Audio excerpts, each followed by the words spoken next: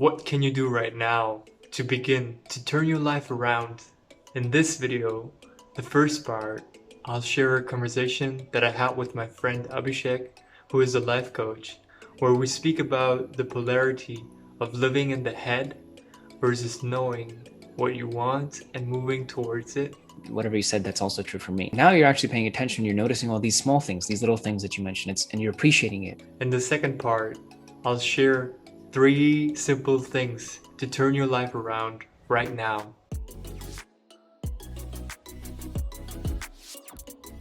Being able to pay attention to something without thinking, what am I getting out of this, or how am I benefiting from doing this?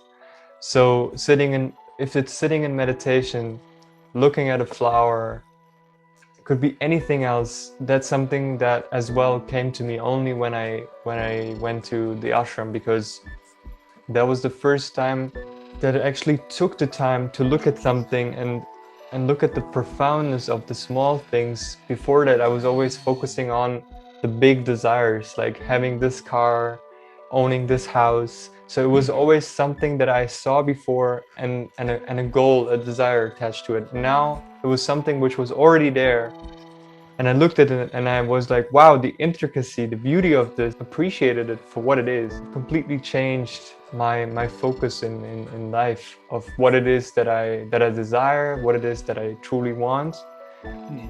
And also just walking around with that sense of gratitude to life is something that came to me only when, being involved in the practices and the volunteering. I just wanted to point out something here, this dichotomy, or actually a polarity, which you mentioned. Okay. So earlier you used to be focused on your desires. You're like, this is what I want. And then now and so you were missing what was happening around you. And now you are, and by the way, whatever you said, that's also true for me, which is why I noticed this and I'm pointing it out, which is, now you're actually paying attention. You're noticing all these small things, these little things that you mentioned, and you're appreciating it, right? It's beautiful. And I also feel that. And at the same time, you're more committed to what you want in the future, and you're taking action to move towards it. So I'm seeing this polarity here. It's like, well, okay, so earlier you were living in your head,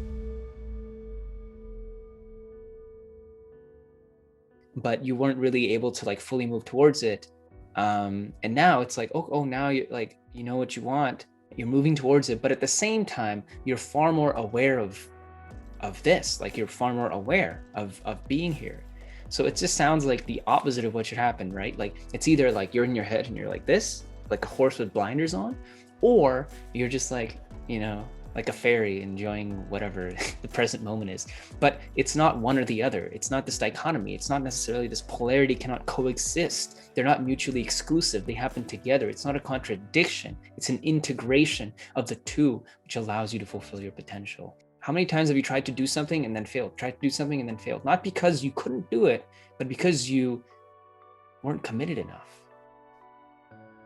For me, and this is big, I can't believe I'm admitting this. I have no issue admitting this, but when I started my master's, we did a variety of tests on our personalities and stuff to know like what our strengths and weaknesses are, not just individually, but in organization. And then we would choose who we were going to work with based off that.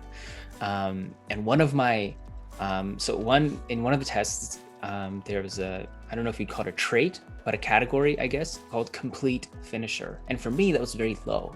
And I saw that and I was like, shit, this makes sense, because I started many things, but I didn't finish or follow through with everything. So when I was in sadhana, I don't know how the hell, but these brahmacharis means monks, and monkhood is not only about celibacy. It's a powerful thing. It is something else. Like it's a certain way of life. Like do not underestimate what that is. I'm sure Sadhguru's spoken about this. So whoever's listening, type in Sadhguru Brahmachari on YouTube or something, and you can watch a video. Now back to the story. What I'm saying is, somehow they knew probably that I may not have been a complete finisher, and in sadhana, that was just one of the things that got blown away. And today, now that I've returned, I am a complete finisher consciously, and that has had a huge impact tangibly in my life, because now I'm starting something and thinking long term and actually following through and finishing it like fully. Whereas I wouldn't, you know, go through with it all the way in the past. Or I would just pick something just for the sake of doing something and then give up and be like, yeah, whatever. And this is just one thing. Like this, there have been so many changes or transformations. And it's sort of like I went there as a raw material and they manufactured me. Or rather, they gave me the opportunity to manufacture myself, as well as the tools to remanufacture or recycle myself into whatever I choose to be at any point in my life. Is that not valuable? What is that worth to you? If you found any of this valuable, hit that like button. Let's continue. Here are 3 simple things you can do to turn your life around. 1. Start making a list of things you're grateful for, because this shifts your energy. It starts to shift your thinking. You move from focusing on the things you don't have to being grateful for all the things you already have. It's a big shift. If you wish for me to talk more about gratitude, comment gratitude down below in the comments. 2. Put your goals into writing. Make sure your goals are written down.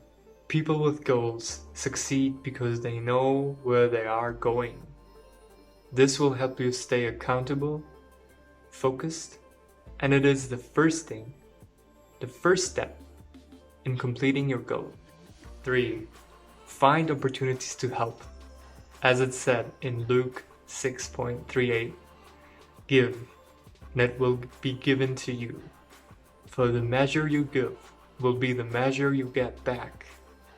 Helping others will change your outlook and help turn your life around. There are many opportunities out there to volunteer. For example, the Isha Foundation, which Abhishek and I volunteer for while staying at the Isha Yoga Center. And that's it for today. If you enjoyed this video, make sure you give it a thumbs up and comment down below which of these 3 things resonated the most with you. Namaskaram.